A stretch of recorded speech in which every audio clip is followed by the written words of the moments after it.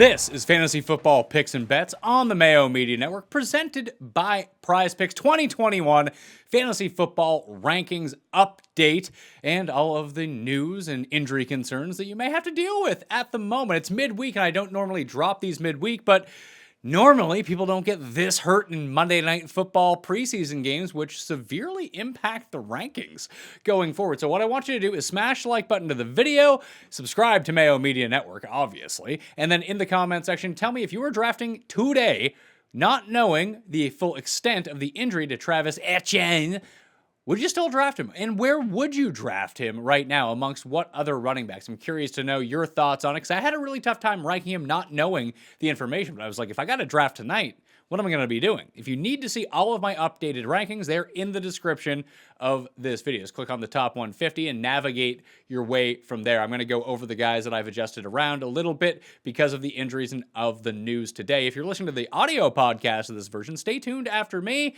We have Laquan Jones with the 3 must-have players of the year in your season-long fantasy football drafts. That video will be up on Mayo Media Network momentarily as well, so please be on the lookout for that. Click on it, like it, share it around, and follow Laquan on Twitter because he's hilarious, for one thing, and he is super sharp. He's going to be a big part of the fantasy football picks and bets moving forward throughout the course of the year as we shift into 5 or even 6 times a week going forward. I do need to let you know about Prize Picks, though. I'm going to be going over some of the Prize Picks over-unders and maybe some opportunity for you to catch some soft lines because of these injuries. They don't update it enough. So in the description, there is a link. You click on that link and you can deposit on prizepicks.com. Use code MMN for Mayo Media Network.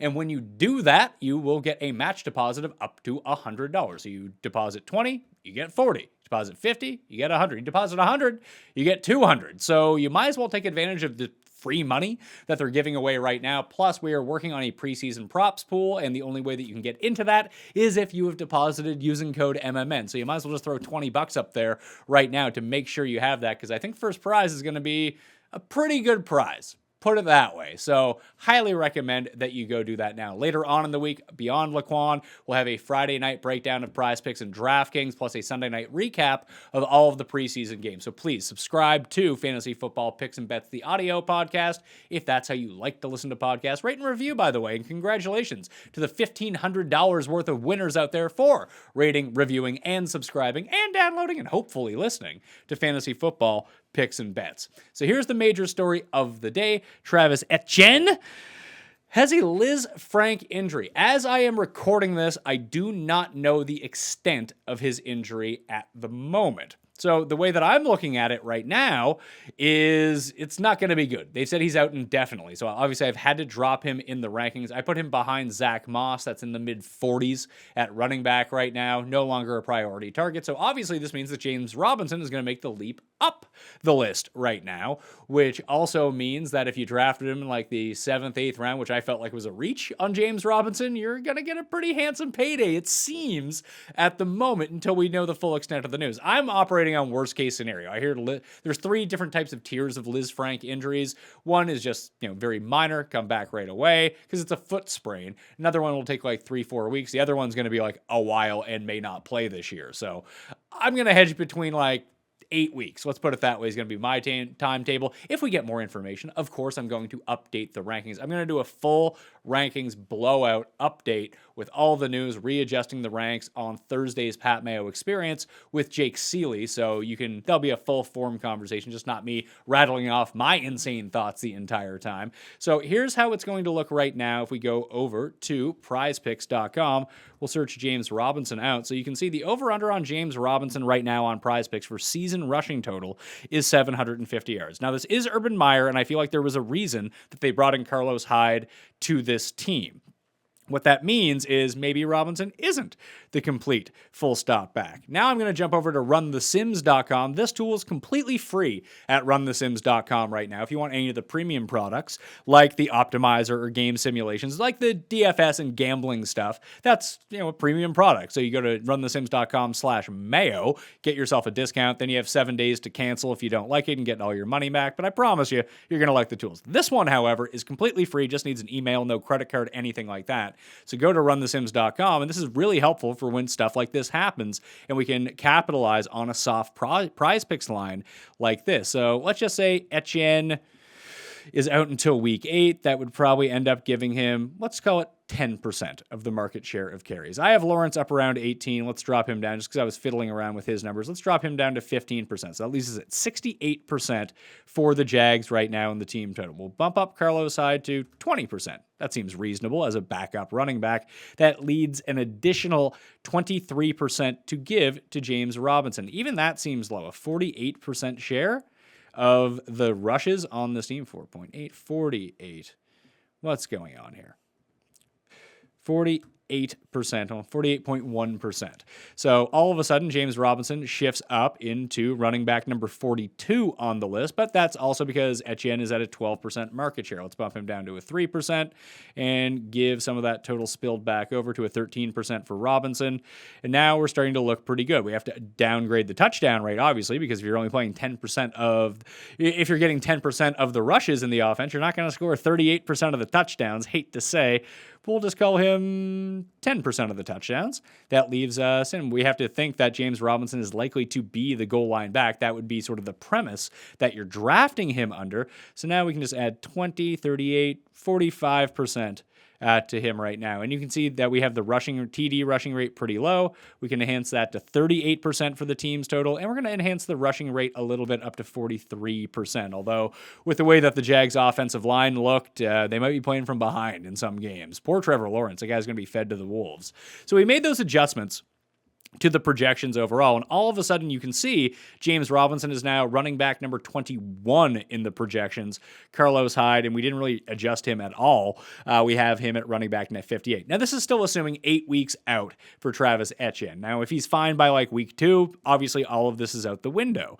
So what does that leave us with? I'm going to save the projections. I'm going to go to the projections by position and just see what that spits us out for James Robinson. There he is. Now, that would give him 423 yards receiving, so 919 yards on the ground on 206 carries, based on the info that I've put in. So when we jump back over, we see 750 yards. Now, that's well above that number, and that's assuming that Etienne only gets 10% and that James Robinson is going to be the one that really inherits half of the rushes on this team. It doesn't matter about the touchdown rate or anything like that, but he's just going to be on the field a lot more. Now, I've really inflated his stats. So that feels like almost best case scenario for what it's not best case scenario, but that's probably like an 80th percentile outcome or 85th percentile of what James Robinson can be. Of course, he can exceed that with a really excellent year. However, if Etienne is back in week 2, you probably see those numbers go back down. This is also great news for Chenault, as I always feared that when they drafted Etienne, he was sort of this X factor player, that he was going to take a lot of the similar routes that Chenault was going to be running. Now with Etienne cleared out and boxed out of the picture, more snaps for Chenault, more routes for Chenault, but he's also potentially going to get some work out of the backfield too. We've seen that that is something that Urban Meyer will do, and we know that Chenault is fully equipped to take on a role like that. So maybe that eats into James Robinson a little bit. So even in like an 85th percentile, when we look at the prize picks, you'd think like, oh, that's a smash over. I don't think so on 150 yards, 150.5 rushing yards. I just don't have any trust that all of a sudden this isn't a split backfield with Carlos Hyde, because, you know, you got Ohio State connections, loves the guy. And I'm really convinced that there is a reason that they brought him in. So the stats would tell you, if you project it out that way, that over 750 rushing yards is like an absolute smash lock if he doesn't get hurt. So let's factor in injury. Let's go to like the 60th percentile. And now that feels like an under all of a sudden. I feel like I would be more comfortable doing this with the under. So in my rankings right now, I have moved Robinson up from 39 to 28. That puts him right behind Myles Gaskin and just one spot ahead of Chase Edmonds. And that's for the time being until we get more information. Like if you were doing a draft tonight, that's where I would have them ranked. That's the order that I would draft them in. Now, again, if Etienne is going to be like okay or back by like week 4, I don't know how much I really want James Robinson, because this is an important point. When we think about fantasy running backs in any position in general, the easiest weeks to get by with injuries are the weeks before the bye weeks. Everyone is playing, so you have a wider player pool to go pick up someone off of waivers or have a deeper bench that no one is hurt yet and they don't have bye weeks. You're not dealing with a lot of that. So I'm not too concerned about players that miss weeks 1 or weeks 2 because you don't have to think about it as in terms of prize picks you do because you're trying to hit over-unders. But in terms of your fantasy team, you really need to think about that spot as running back 1 or running back 2. So in running back 2, if you have someone like James Robinson and or you have Etienne, that's who you drafted, and he's going to be back by week 3, let's say. The first 2 weeks, you can play Jamal Williams. You can play Gus Edwards, because at the end of the year, it's not how many points Etienne scored. It is how many points replacement player plus he scored in your running back 2 slot when you started him. It's just so much easier to navigate the first few weeks when players are injured. Now, it's not great that players would be coming into the year with an injury because the risk of re-aggravation is just going to be so much higher. However, it is something you can piece together. It's better with suspension players, like that year that Bell got suspended for the first little bit, or was going to be, before he actually legit sat out. He was fine. He was a guy that you wanted to have in fantasy, so you shouldn't be sweating that all too much in that situation. In that game, I mean, it's funny, with the role that they were going to use Etienne with, the out of the backfield hybrid type player, Tavon Austin is on this roster. I don't think he does anything, but they would just be getting so cute in that offense. And I don't know what the hell Urban Meyer is up to anyway. So maybe we'll see some more Tavon Austin. Marvin Jones banged up his shoulder in that game. My guy, Marvin Jones, apparently he's going to be okay. So had a collective as you saw him there wincing on the ground a little bit, but hopefully everything comes back fine. He's going to be okay for week 1, and we can just get on with the rest of our lives. Now, on the other side of the ball, we had some injuries and some pretty weird news, because I always like Latavius Murray. He's one of my favorite guys to draft, but he's in danger of being cut at the moment. Our guy, Tony Lewis, or is it Tony Jones? Tony Lewis. For some reason, I wrote down Tony Lewis, but it's Tony Jones Jr. Yeah, Tony Jones is the one who has now been elevated up to apparently number 2 on the depth chart. And that's what we've seen from what we've witnessed on the field, and beat reporters are saying the same thing, that all of a sudden he becomes a last-round flyer. I bumped Murray way down in the rankings. He's now down with Kenneth Gainwell. I can't trust him. I've already drafted him in spots, which absolutely sucks, but I now moved Jones ahead of him in the rankings. Neither of them are high, obviously. When you go and look at the rankings, you'll see how far down Latavius is. I think he's 149 of 150 of the top 150. Jones is slightly ahead of that in the rankings right now. Put it this way, Latavius Murray is down with Xavier Jones and Quadre Olison, backups, and even those guys might have higher upside. Although we don't want to overreact to the preseason and rumors coming out. I mean, Murray goes and has one good game in week 3 of the preseason. All of a sudden he's back, and I'll readjust the rankings. But right now, when we're dealing with handcuffs, especially elevated handcuffs, you have to pump the brakes a little bit. I had him in the Gus Edwards, A.J. Dillon range. I can't have him there right now with the uncertainty around him. I moved up Jones into the Devontae Booker tier of backup running back right now, because we know how valuable that running back backup slot to Alvin Kamara is. Should anything happen to Kamara, that player would then instantly become a starter on your fantasy team. So you have to think through those situations right now. They don't have any prize picks up for Latavius Murray at the moment. Probably good on them for that one. The other biggest stories of the game, Marquez Callaway continues to go up and up and up the rankings. He's now behind Michael Pittman. I moved up him and Jacoby Myers to just around where Michael Pittman was. Then I moved up Michael Pittman because of the Wentz news to just ahead of Devontae Parker. So mid-30s for Pittman, mid-40s for Callaway and Jacoby Myers. Callaway above Myers right now, but I think those guys are very adept flyers. I think Callaway has a bit more upside, but we still don't know exactly what his role can be. Traquan could be better than him for all we know. That's just not what we're seeing with our eyes in the preseason, especially when it comes to Jameis, who really felt like he took an inside track to have the starter's job in New Orleans right now over Taysom Hill. He looked really good, 9 of 10 passing, throwing the ball down the field. All the Jameis stuff that we know and love. If he's the starter, he's going to be a viable fantasy guy, 100%, because the Saints don't seem like they're going to be awesome this year. So a lot of chucking it for Jameis, and that's really what he does best, regardless of who he has at receiver. But it seems like he's locked in with Callaway right now. we'll see how that continues to shape out. I don't want to go like reaching crazily for Marquez Callaway, but he's now at like number 98 in my top 150 overall, mid 40s at receiver. A potential super high upside guy, honestly, at least until Michael Thomas comes back, if he ever comes back. And God forbid anything happen to Alvin Kamara. Then you could see a market share of like 27% or something crazy like that for him. Or it could be Trautman at the same time. Callaway, like I mentioned, does have the inside edge. And you'd think, oh, great news for Adam Trautman. No, he's hurt. And then his backup, Nick Vannett, no. He's now going with an MRI on his knee to find out the severity. No official word on how injured these two guys are, but it's not looking good. When Trautman gets carted off the field, not great news for his health moving forward. That leaves Juwan Johnson as the tight end 1 in New Orleans. Not draftable, but someone to put on your watch list in case he is someone that whatever quarterback gravitates towards if these guys are out for an extended period of time. There's just not a lot of household names in this offense in the passing game that it literally could be anyone. That's why we're glomming on to Callaway and the potential targets that he could see, the volume that he could provide. But if all of a sudden Johnson's on the field and he's not blocking, I mean, Jameis can make a tight end good. Doesn't really matter. He's a big body for the red zone, too. So keep an eye on him as a watch list player. Again, not draftable at the moment, especially not knowing the news, but that is something to figure out.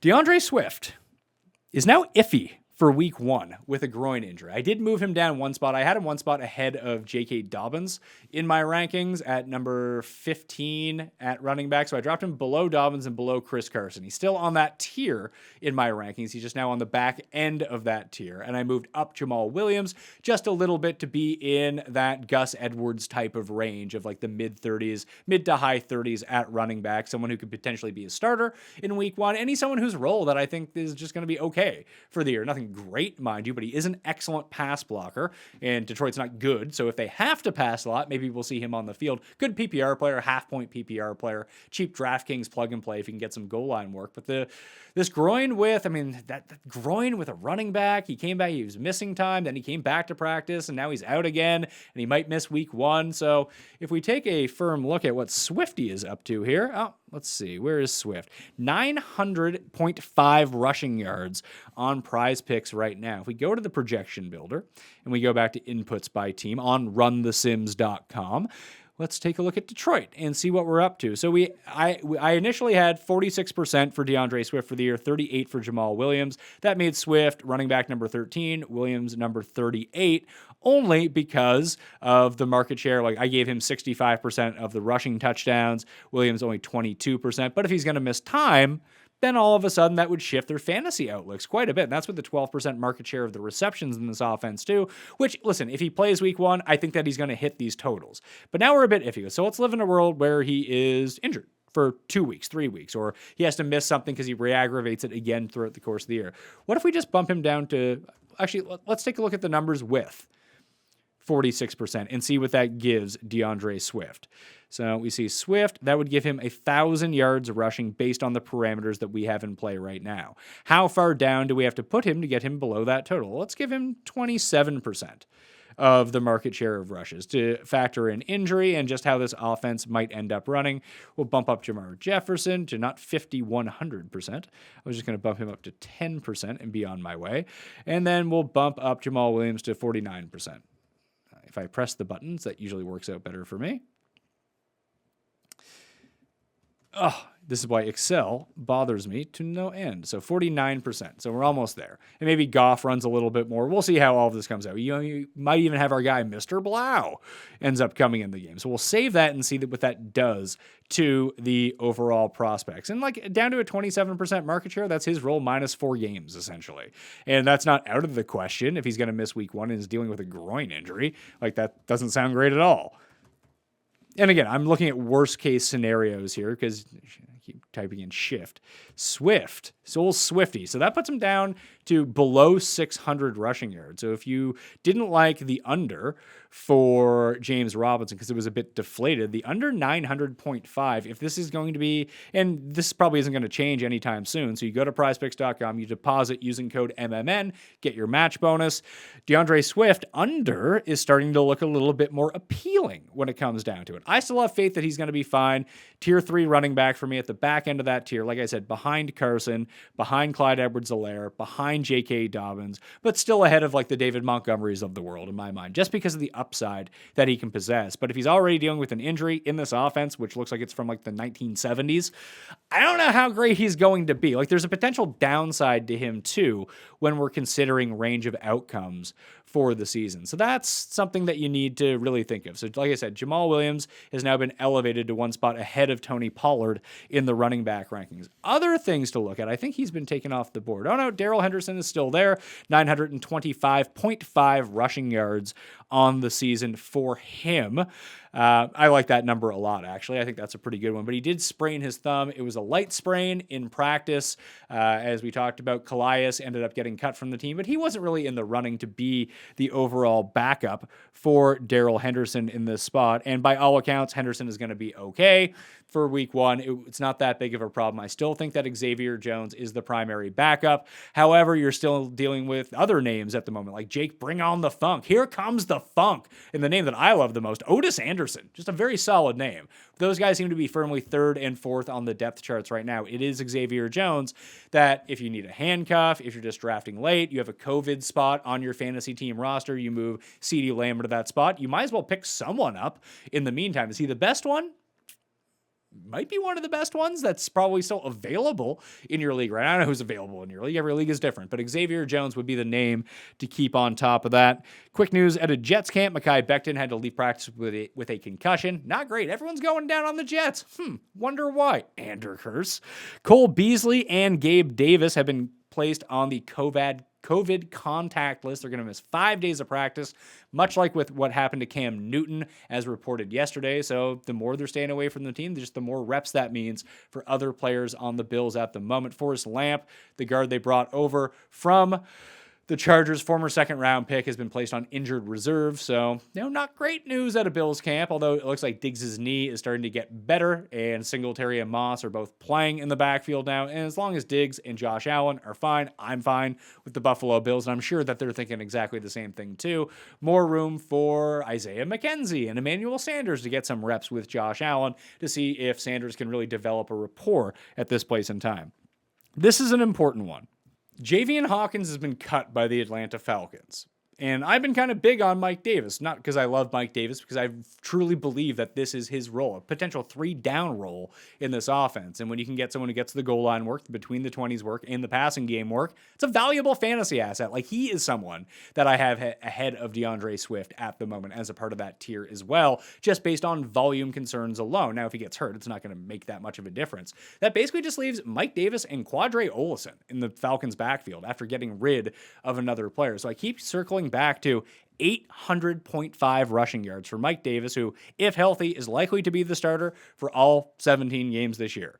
Doesn't take a whole lot to get to 800 rushing yards if you're going to be playing that much and you're the primary back playing like 70% of the snaps. And that's within his outcomes. That's a likely outcome for Mike Davis if he remains healthy. There's always upside, there's always downside, but we're looking at the median outcome for what Mike Davis is at. So you go over on Mike Davis, under on DeAndre Swift, boom, there's your power play that pays 3-1 on Prize Picks. Use that link in the description, MMN, as the code to get that match deposit. So that's an easy one to go through. You can go through all of these, obviously, but that's one I really like. I keep gravitating more and more and more towards Mike Davis. He's one of these players that the hype just isn't there for. No one is excited to draft Mike Davis, but let's just take a look at the projections that we had him at. We had Jadeveon Hawkins at 10% of the team's overall carries. Well, let's just shrink that down to nothing and just take him completely out of the mix. Market share down to 0 for receiving because he's not playing this year for the Atlanta Falcons, at least. We'll bump up Quadre Olison to, let's give him 15, not 150%. We'll give him 15%. We're going to drop down Cordero Patterson to 10%, and we'll bump up Mike Davis to 65%. That's like an elite market share of rushes. That would make him running back number 13 for the year, and that's assuming he's only averaging 3.9 yards per carry and 11% market share of the targets. So just a fringe running back one, especially one doing damage on the ground. So you know what? I'll even go back and decrease his projections a little bit just to make it a bit more fair. Let's call him 55% of the market share and see what happens then. And we'll go to the projections Running back, Mike Davis, down to 55% makes him running back number 16. He's still going over that number of 800.5. That would put him at 225 carries, 879 rushing yards, and his 3.9 yards per carry is one of the lowest I have as any input for a player at running back this year. Mostly everyone's like 4.5. So that's really damping down how effective his carries are. And you can see through attrition, he's still going to get that number. So over on the Mike Davis prize picks of 800 rushing yards, then under on the 900 of DeAndre Swift, and you got a stew going at that point. So that's a pretty good situation to be in. Carson Wentz, I talked about this yesterday on the Pat Mayo Experience and broke down the Colts a little bit more, but if no setbacks, he should be starting in week 1. That's why I moved Pittman back up, but this is a foot injury. He had like foot surgery apparently, and he's supposed to be out 5 to 12 weeks, but now he's fine. Something seems up with this that I'd wait till the end of the week before I started like going all in on Carson Wentz because it feels like he's going to need some rest days and see how he's doing after that. Final bit of preseason news, and there'll be more on this on Fantasy Football Picks and Bets later in the week with Lauren Carpenter when she breaks down the slates of the preseason games. Justin Fields is starting the final Bears preseason game, so go over on his prize picks, play him on DraftKings. That is the move for everything right now. Smash the like button on the way out, subscribe to Mayo Media Network, and check out all of the rankings down in the description of this video and podcast.